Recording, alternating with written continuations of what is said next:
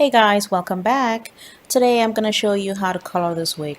This is the Mam's wig. It is 20 inches long and it's available in my Etsy store. So if you've bought this wig already, I'm going to show you how to change the color from black to gold. It is really easy. It is just like a one-step process. You're going to need a bleach powder. I like Quick Glue from L'Oreal, and you're going to need a 30 volume developer. I get both of those from Sally Beauty, and I like to use a whisk and a plastic bowl. So I measure out 6 scoops of bleach powder. You can use any brand you like, but I measured out 6 scoops. At the end of the day, I used 10 scoops. That's how much I needed for the whole wig.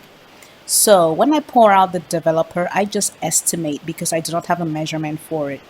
What you're gonna go by is the consistency. So I'm gonna mix it up and then you're gonna see the consistency and just try to replicate that. I really don't have a measurement that I use. You're also gonna need these elastic bands. They just help you to stay organized when you're working, and I'll show you how to use them. You're going to start by moving the excess hair out of your way because whatever the bleach touches is going to lift the color, and we want to put the bleach only in certain areas. So we're going to partition the hair and then we're going to go by the tracks. So I singled out 2 tracks. I went 2 tracks at a time.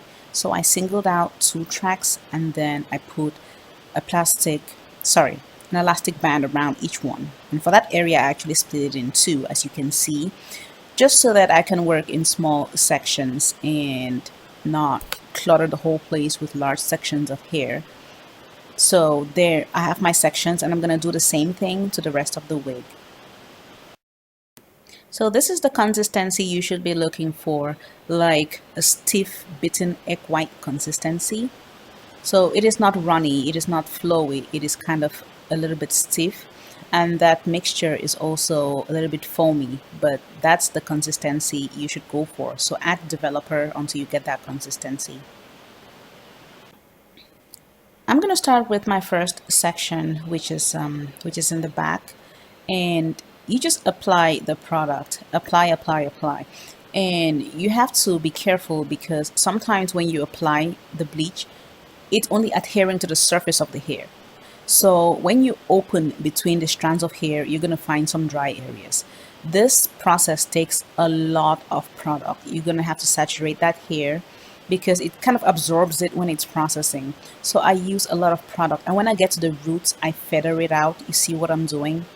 I feather it out. We're trying to avoid a sharp line. Don't forget the tips. You got to apply product on the tips.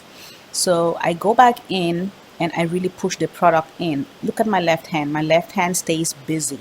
So I'm using my left hand to like massage the hair to open the areas and apply bleach to the insides. Make sure it touches every single strand of hair.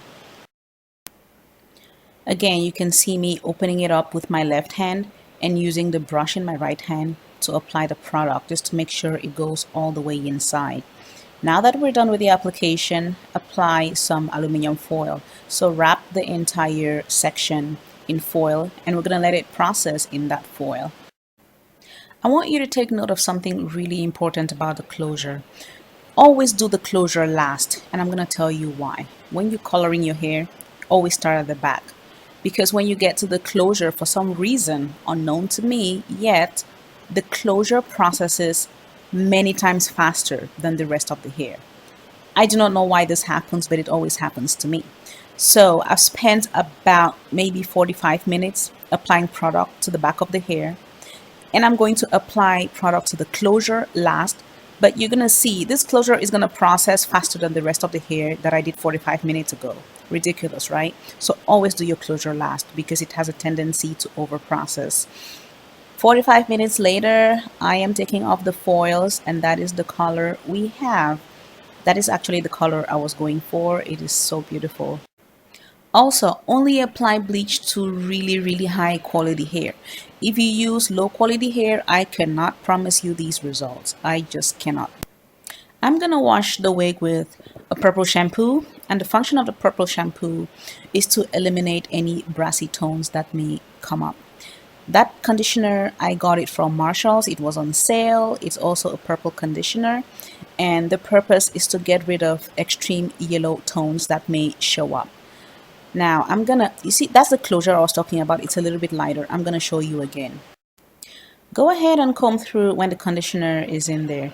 Do you notice how little shedding I'm getting? That is good quality hair. So, ooh, that is luxurious. I like it. Anyway, when you have the conditioner in there, put it in a plastic bag or whatever you want to use and just let it sit. So I let mine sit for a minimum of 10 minutes and a maximum of maybe an hour, and then I wash it out. We're all done. Here's the wig. Wow. Doesn't she look like one of Beyonce's wigs or something? I love this color.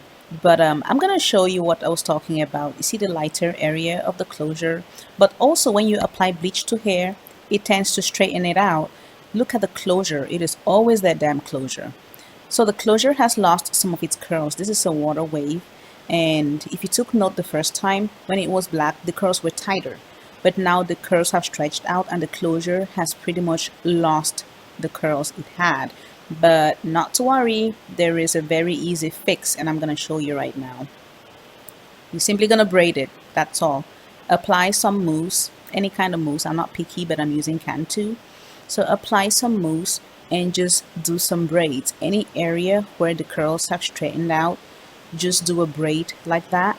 I also sprayed some water after I was done. I did not show that part, but I did add water to the braid. So let it sit while it's wet and let it dry.